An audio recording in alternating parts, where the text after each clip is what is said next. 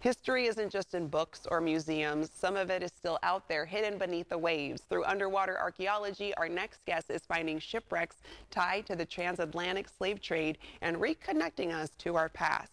It's a story of healing, identity, and reclaiming what was lost. Tara Roberts is a storyteller, adventurer, and traveler. She is the author of The Written in the Waters, a memoir of history, home, and belonging. It's an honor to have you on the show, Tara. Thanks for joining us.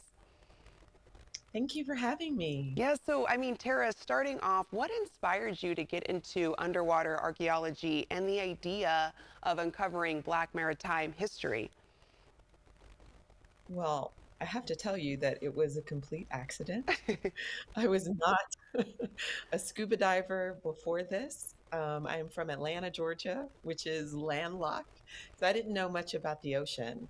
But I happened to go to the National Museum of African American History and Culture in Washington, D.C.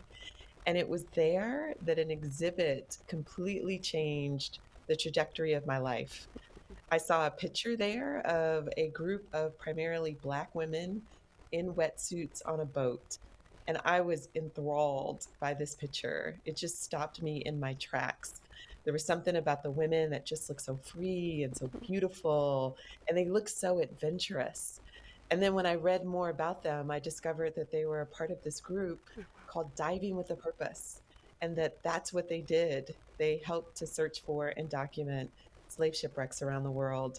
I was blown away, and I just wanted to be a part of it Yeah. some sort of way. It reminded me of dreams that I had as a kid where I knew I wanted to be a storyteller, but I also wanted to be an adventurer. And I didn't know how to have both of those things. So there was just something about seeing that all come together that spoke to me and made me want to be a part of it. Oh my gosh, I love that. And recovering shipwrecks is more than just discovery, it's deeply symbolic. So, how do you see this work contributing to healing, both on a personal level and for the larger Black diaspora? Oh, that's a great question.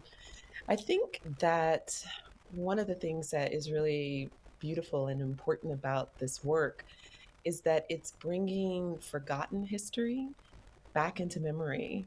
There's a way that we don't talk that much about the transatlantic slave trade, but it was one of the most monumental events in human history.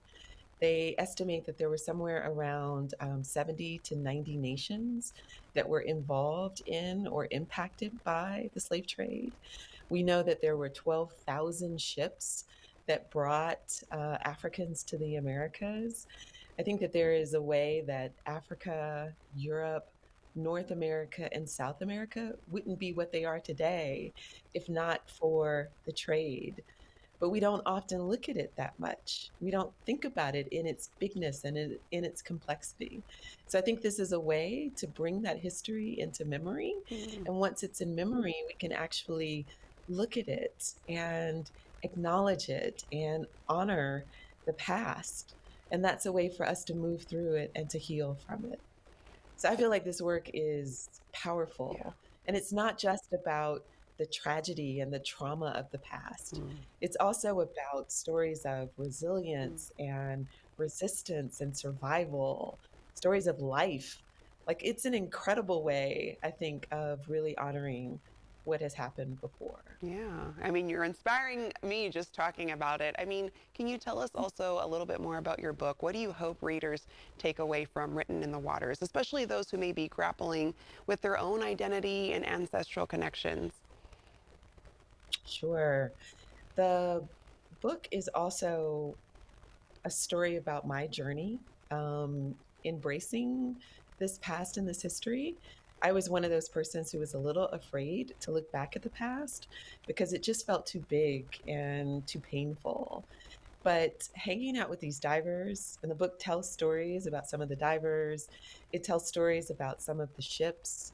And there are some incredible stories around these ships. It's pirate chases and mutinies and horrible navigation errors. It's some really incredible wrecking events that have happened, Mm. and then it's stories of the ancestors, stories that actually bring humanity to the people who were on those ships. And then it's stories of the places I visited. I got Mm, to go to Mozambique, South Africa, wow. Senegal, Benin, Togo, Costa Rica, St. Croix, all around the US. So it's also a bit of a travel log.